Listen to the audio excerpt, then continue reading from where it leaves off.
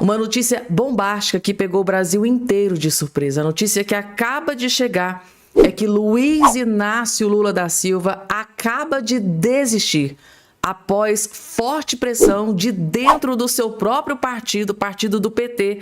Lula acabou de desistir. As previsões se concretizaram. Por que que o Lula desistiu? Vou trazer todos os detalhes e destaques dessa notícia que deixou a esquerda completamente chocada aqui agora neste exato momento. Outro ponto que eu vou trazer para vocês, gente, tá? A situação que já estava ruim, triste, caótica para o ministro Alexandre de Moraes acabou de piorar drasticamente. A imprensa acabou de descobrir uma viagem que Alexandre de Moraes fez com gente do alto escalão de dentro do governo Lula, com autoridade do alto escalão do governo Lula. Acabou de vazar na imprensa que o ministro Alexandre de Moraes, depois de estar aí atolado neste escândalo de corrupção do caso Master, Daniel Forcaro, tudo acabou de ser entregue para a Polícia Federal, para o ministro André Mendonça, e para acabar de piorar, acabou de vazar na imprensa, né, que o Alexandre de Moraes viajou com uma autoridade do alto escalão de dentro do governo Lula. A situação só piora para o ministro Alexandre de Moraes, e é claro que eu vou trazer também essa informação para vocês. E a vingança de Lula contra o Davi Alcolumbre, gente, tá? Acabou de ser revelado. Qual vai ser a vingança do Lula contra o Davi Alcolumbre, que derrubou o indicado dele, o Bessias, no STF, gente, tá? Assim, acabou de ser na imprensa, realmente, inclusive até a Malu Gaspar acabou de se pronunciar também, ela ficou sabendo aqui dos detalhes, dos mínimos detalhes da vingança que o Lula tá preparando para o Davi Alcolumbre assim que ele retornar dos Estados Unidos. Gente, é simplesmente chocante. Agora sim, vocês vão conhecer o nível de crueldade, de perversidade do Lula quando ele fica furioso com uma autoridade. Agora, o Davi Alcolumbre vai sentir a mão pesada da vingança do Lula. E qual é essa vingança acabou de ser revelada, e claro que eu vou trazer essa informação também para vocês. Outra bomba que acabou de explodir. Membro do alto escalão de dentro do governo Lula acaba de ser expulso do cargo. Membro de dentro do governo Lula acabou de ser expulso do cargo. Tá fora do cargo. E o motivo? Eu tô aterrorizada. Aterrorizada, gente, tá? Vocês vão entender. Tudo isso e muito mais vai estar aqui a partir de agora. Vocês estão preparados, gente? Inclusive, ó, para quem tá aí caindo de paraquedas pela primeira vez aqui, seja muito bem-vindo. Rapidamente, tá? Quero convidar você a se inscrever no canal, fazer parte aqui da nossa família. Lembrando, para fazer parte da nossa família e se inscrever no canal é totalmente gratuito, não paga absolutamente nada. Só olhar aqui embaixo do seu vídeo, não é aqui, gente, tá no vídeo, aqui é na plataforma de onde você tá me assistindo, ou tá de cá ou tá de cá, vai ter aí a palavrinha chamada inscreva-se, inscrever-se. Clica em cima.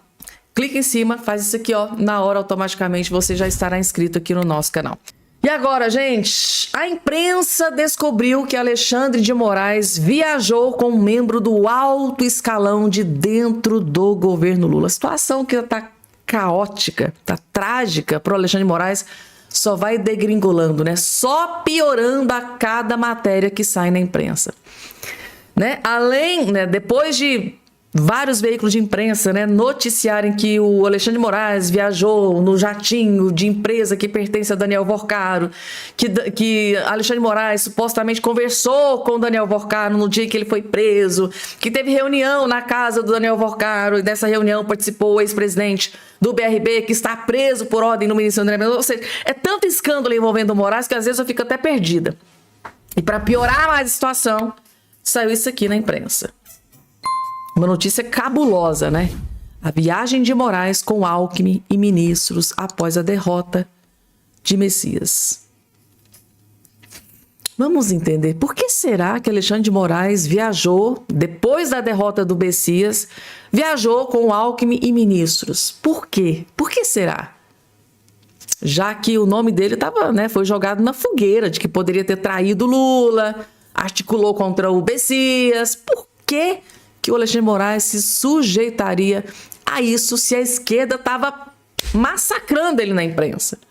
Vamos entender? Será que o Moraes tinha um plano? Parece que sim. Vamos entender. Apontado por Jorge Messias como um de seus maiores inimigos, tá? Algozes, né? O ministro Alexandre de Moraes viajou com o vice-presidente Geraldo Alckmin e mais 2 ministros do governo Lula, um dia após o Senado rejeitar a indicação do Jorge Messias ao STF. O voo foi requisitado por Alckmin e partiu de Brasília na noite da última quinta-feira rumo a São Paulo. Além de Moraes, o vice-presidente deu carona para os ministros Luiz Marinho, do Trabalho, incompetente, Guilherme Boulos, não preciso nem falar.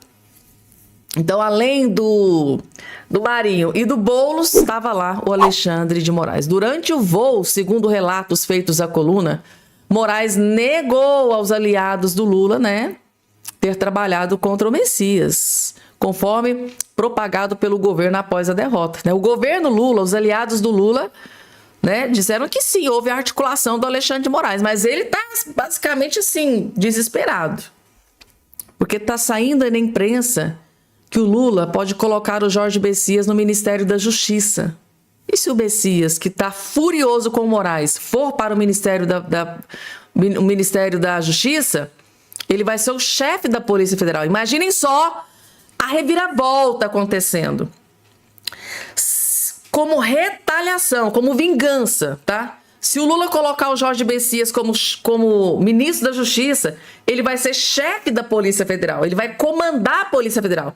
Ele pode colocar a Polícia Federal para investigar o Alexandre de Moraes, o Davi Alcolumbre, que estão aí atolados até o pescoço no escândalo do caso Master. O mundo não gira, o mundo capota. E a gente quer o quê, gente? Que todos... Tem coisa que a gente não pode nem falar, né? Então, o Alexandre de Moraes aproveitou essa carona, essa viagem para, pelo amor de Deus, bandeira branca, gente, pelo amor de Deus, eu não fiz nada, eu não articulei, eu sou um anjinho, eu não derrubei, não ajudei o Alcolumbre a derrubar o Messias. Mas parece que o Lula não está acreditando nessa inocência do Moraes.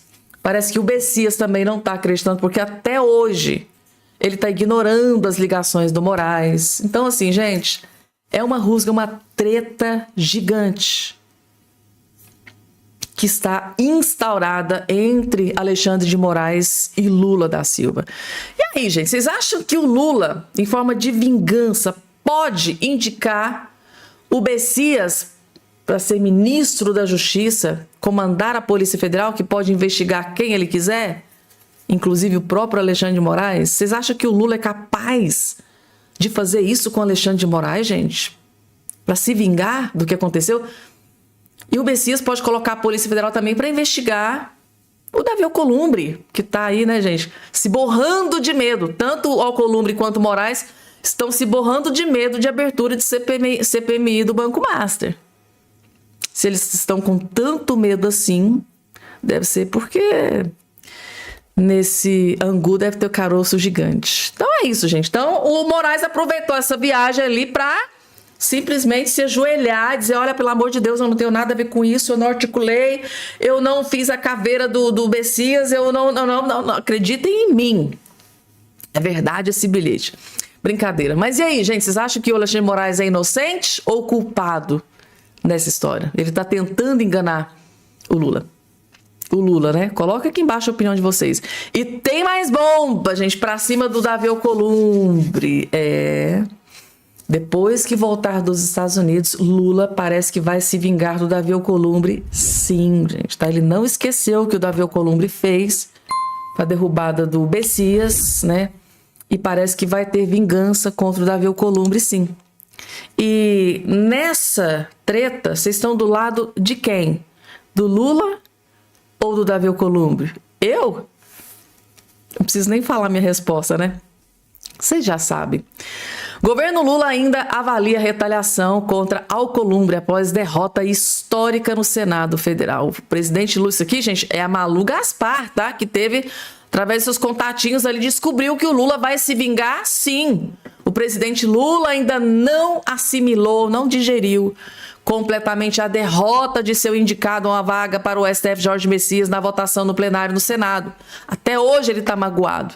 Nas reuniões fechadas de avaliação que tem feito com aliados, Lula tem dito que não fará nada de cabeça quente, mas já mandou mapear todos os cargos que o presidente do Senado, Davi Alcolumbre, controla na administração petista.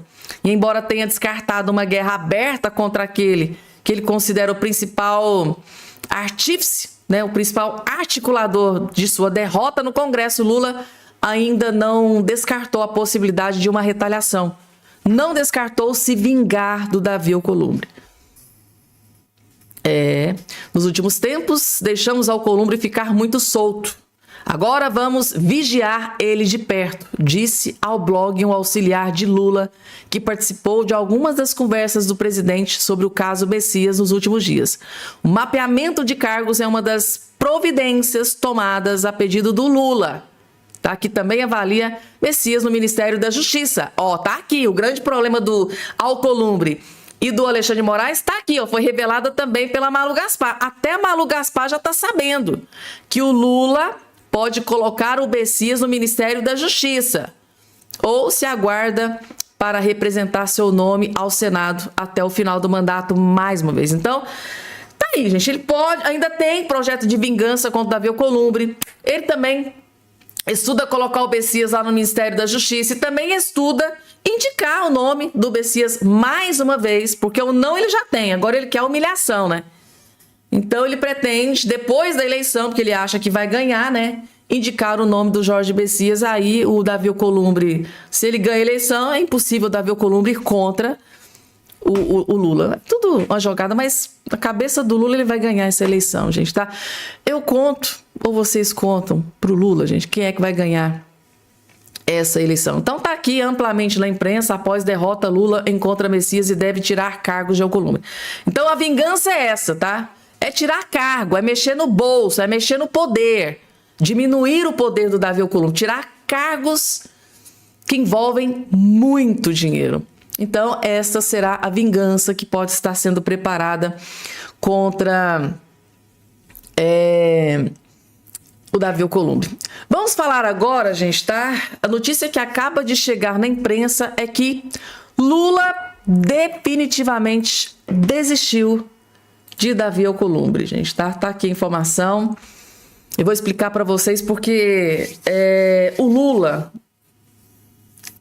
basicamente levou uma apunhalada nas costas pelo Rodrigo Pacheco. E o Lula tá desgostoso, tá magoado, tá chateado com o Rodrigo Pacheco, que tá nesse chove não molha, não decide se vai disputar o governo de Minas, e o Lula parece que desistiu do Rodrigo Pacheco. PT desconfia de Pacheco e volta a cogitar outro candidato em Minas Gerais. Então, parece que o Lula já desistiu do Rodrigo Pacheco, que tá nesse chove não molha, não decide. Então, o Lula desistiu do Rodrigo Pacheco e parece que já tem outro nome para disputar o governo de Minas Gerais. E graças a Deus, esse escolhido dele não tem a menor chance, porque está atolados em escândalos atrás de escândalos aqui em Minas Gerais, tá? Então, a informação, acaba que tem outras matérias que eu vou trazer os detalhes aqui para vocês. A cúpula do PT, tá, já admite nos bastidores apoiar outro nome para disputar o governo de Minas Gerais e servir de palanque para o presidente Lula, né, no estado nas eleições de 2026. E quem é o nome? O Alexandre Calil, velho aliado do Lula. Eles tinham brigado aí durante um tempo, mas o Lula tá sem opção, vai ter que ser. Só restou o Calil, né? Lideranças petistas ouvidas pela coluna sobre reserva dizem que o partido voltou a considerar o apoio ao ex-prefeito de Belo Horizonte, o Alexandre Calil, que é pré-candidato a governador pelo PDT. Ou seja, o Lula deixaria de indicar o Rodrigo Pacheco e se uniria ao PDT com o nome de Alexandre Calil. Tem mágoas, gente, tá? Tem mágoas aí em toda essa questão. Deixa eu trazer aqui. A ala do governo vê traição de Pacheco e questiona a candidatura em Minas Gerais. O que acontece, gente? Teve a derrubada do Messias no STF, né? Parece, tá? Uma ala do PT está desconfiada que, além de Davi Alcolumbre, além de Alexandre de Moraes, eles desconfiam que até o Rodrigo Pacheco possa ter articulado para derrubar o Jorge Messias. Então tem uma ala do governo que vê uma possível traição também de Rodrigo Pacheco na questão da derrota que o Lula sofreu no Senado Federal com a derrubada do nome do Jorge Messias. Então tem mais aí esse motivo para o Lula estar desistindo do Rodrigo Pacheco e partindo para o Calil. Tá aqui a informação na Folha de São Paulo. Presidente do PT admite que Rodrigo Pacheco não deve ser candidato em Minas Gerais. E só para lisura da informação, é esse aqui, gente, tá? O candidato o próximo que o Lula está pretendendo. A ala do PT defende Alexandre Calil no lugar de Rodrigo Pacheco em Minas Gerais. Gente, para vocês saberem o histórico, a podridão que é isso aqui, basta dar um Google. Alexandre Calil, vai no Google, Alexandre Calil, corrupção, fraude ou coisa nesse sentido. Vai lá no Google e digita isso. Meu Deus, gente, tá? Que Deus tenha misericórdia de Minas Gerais e nos livrai disso aqui. Amém. É uma oração. Meu Deus do céu, gente, não pode. O povo mineiro não merece. Não merece essa podridão, esse Alexandre Calil. Ai, gente, se eu fosse falar tudo desse Alexandre Calil aqui, eu ia ficar até amanhã, vocês. Mas é sujo, mas é tão sujo quanto Lulinha da Silva, pra vocês terem noção. Duas revelações bombásticas que aconteceram em Brasília, no judiciário, dentro do governo Lula, deixou o jornalista Alexandre Garcia consternado, simplesmente aterrorizado, gente, tá? A segunda, vocês vão ficar perplexos. É bomba, gente, tá? Bomba que acaba de explodir em Brasília. Vocês vão entender. Eu vou começar com dois assuntos que me custou muito acreditar que fosse verdade. Primeiro, o Tribunal Superior Eleitoral lançando uma urna infantilizada. É um boneco chamado Pilili, com cara de criança de 3, 4, 5, 6 anos. Eu pergunto o que isso tem a ver com a seriedade de uma urna, com a seriedade da votação. Pergunto o que tem a ver. E Pilili, depois daquela palavra pronunciada pelo Vorcaro com a namorada, que Pilili, parece que a gente está falando com uma criancinha, vai fazer Pilili ali no canto. Meu Deus. E hoje, por acaso, conversando com colegas jornalistas, descobri, né, de manhã no rádio, eu disse, puxa, alguém deve estar com um complexo de Peter Pan, já está cheio de marmanjo com complexo de Peter Pan, que tem medo de sair da adolescência. Né? Deve ser isso. E aí alguém me disse, não, peraí, o sininho do Peter Pan faz pilili, o pilim-pim-pim, é ato falho. Eu não sei quanto custou fazer isso para a Justiça Eleitoral. A genialidade de um criador que faz uma urna infantilizada para atrair eleitor de 16 anos, não está atraindo eleitor de 3, 4, 5 anos de idade. Ou vai atrair pessoas idosas de mais de 70 para votar. Não, a urna não é brincadeira, não é lúdica. A urna é séria, seríssima. É a coisa mais séria da democracia, o momento em que o eleitor está depositando a sua procuração, transferindo o poder para alguém. Não é brincadeira. Com aquela cara de criança. Não, não é lúdico. Eu vi 2 editoriais do Estadão hoje que estão bem fortes. Um deles levanta a questão, estão querendo descobrir os culpados da rejeição de Messias, que seria A notícia diz que Messias agradeceu ao empenho dos ministros do Supremo, mas não de Moraes. E aí, estou vendo colunistas, analistas falando que Moraes e Alcolumbre, que fizeram a engenharia da derrota de Messias. Gente, Freud explica. Isso é mecanismo de defesa, de procurar um culpado. O culpado o responsável é Messias, que não tem notável saber jurídico, ele só tem mais de 35 anos das 3 exigências. A outra também não pegou bem ele botar lá um mecanismo de censura lá dentro da Advocacia Geral, né?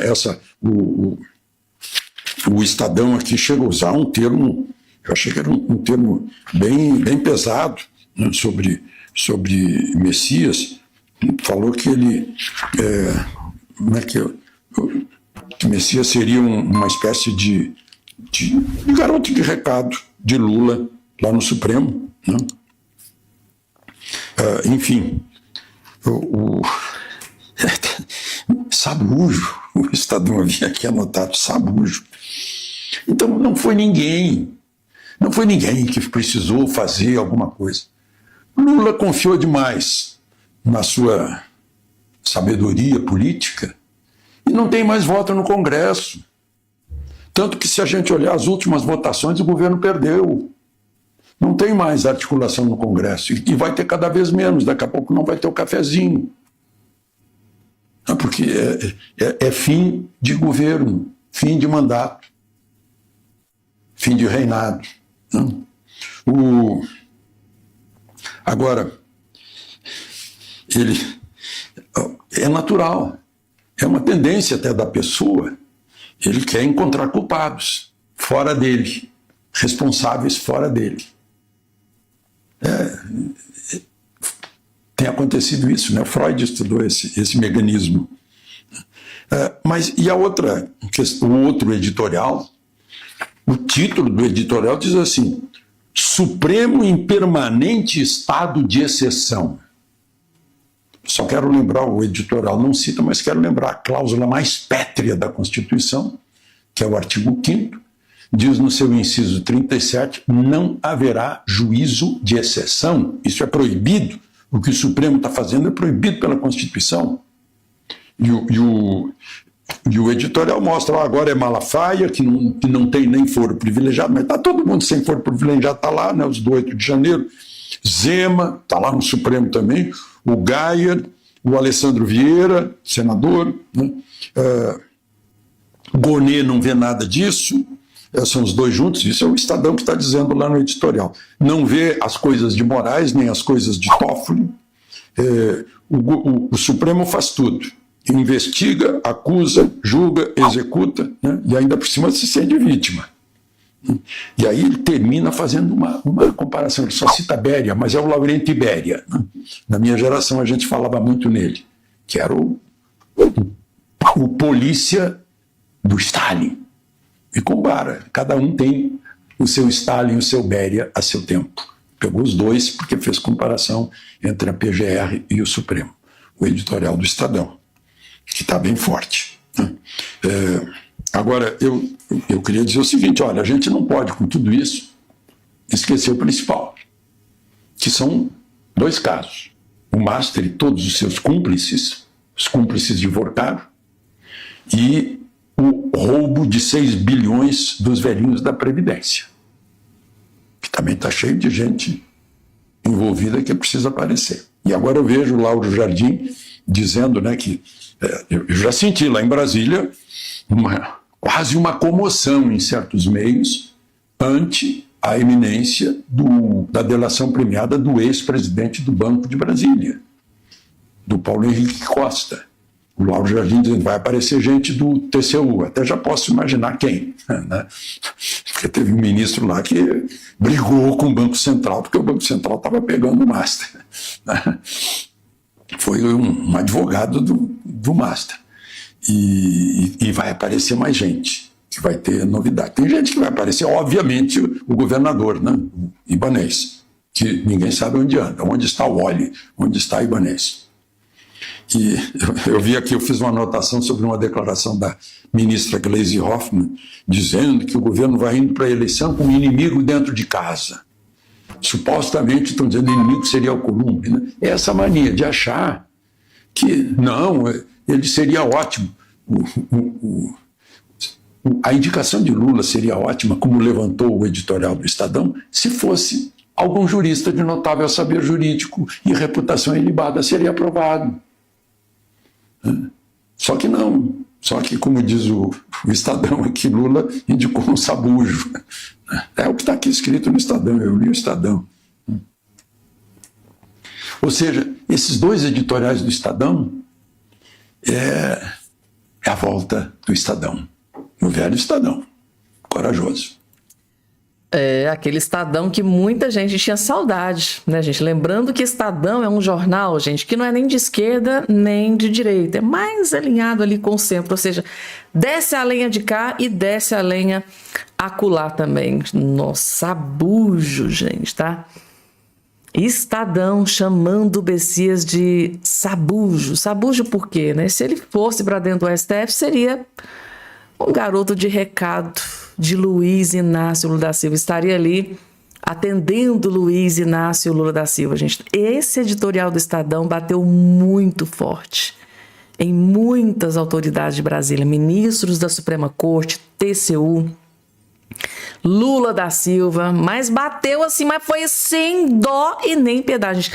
Há muitos anos eu não via um editorial, porque normalmente um editorial, ele foca um ministro, foca dois ministros, o outro editorial foca Lula da Silva, alguém da oposição, mas dessa vez esse editorial bateu tão forte, que bateu em cima de várias autoridades que pegou os três poderes, tanto o judiciário, quanto o legislativo, quanto o executivo, representado na figura de Lula e aquele bando de ministros inúteis que ele contratou para ajudar a destruir o nosso país, gente, tá? Inacreditável. Agora, com relação à urna, gente, pelo amor de Deus, que foi aquilo que fizeram? Eu não vou nem conseguir comentar a questão. Que mau gosto, gente, tá? Em pensar que é nós que estamos pagando aquilo ali. Meu Deus, uma coisa tão séria, banalizando dessa forma. Assim, é opinião, né, gente, tá? A gente ainda pode ter aqui na internet. Vamos lá, gente. O Paulo Figueiredo, direto dos Estados Unidos, acabou de fazer uma acusação extremamente grave contra Luiz Inácio Lula da Silva, tá? E envolve aquele Joesley Batista, né? Um aliado de longa data do Lula, né? Lá das primeiras gestões do Lula. Paulo Figueiredo explodiu uma bomba contra o Lula, tá? Ele disse que Joesley Batista articulou uma reunião de Lula com Trump para fazer lobby pelo PCC e Comando Vermelho. E o preço seriam minério e terras raras. Essa acusação, gente, tá? Ela é muito pior do que a gente imagina. Realmente é extremamente grave. E o porquê que é tão grave assim, Fabiana? Assistam. Eu tô de queixo caído. Joesley Batista, o dono da JBS, que foi preso na Operação Lava Jato por crimes como esse que ele admite em vídeo. Foram os irmãos da JBS, Joesley e Wesley, especialmente o Joesley, que não só marcou a reunião com Trump, mas, pasmem, eu falei aqui no primeiro bloco que teria anunciado um negócio envolvendo terras raras brasileiras. Quem seriam os empresários por trás desse negócio de terras raras? Os irmãos Batista. E é isso mesmo que eu estou dizendo. Os irmãos já controlam o processamento de proteína animal no Brasil e nos Estados Unidos. No Brasil, dominaram tudo. Nos Estados Unidos, eles têm 25%, se eu não me engano, de toda a proteína animal dos Estados Unidos. Eles têm uma quantidade enorme de investimentos no mundo inteiro, inclusive poços de petróleo na Venezuela. E é contra essas pessoas que a gente tem que lidar. São essas pessoas que vêm trabalhando incessantemente para reverter todos os nossos esforços aqui nos Estados Unidos com uma quantidade colossal de dinheiro. Essas pessoas agora seriam as responsáveis por esse investimento em terras raras que estaria sendo feito e anunciado por Lula e Trump de acordo com as informações que eu recebi. E nessa operação todo mundo ia sair ganhando. A JBS ia conseguir mais um negócio de bilhões de dólares, ia conseguir leverage com o governo americano, os Estados Unidos ganhariam acesso às terras raras no Brasil, e o Lula, o que o Lula ganha com isso?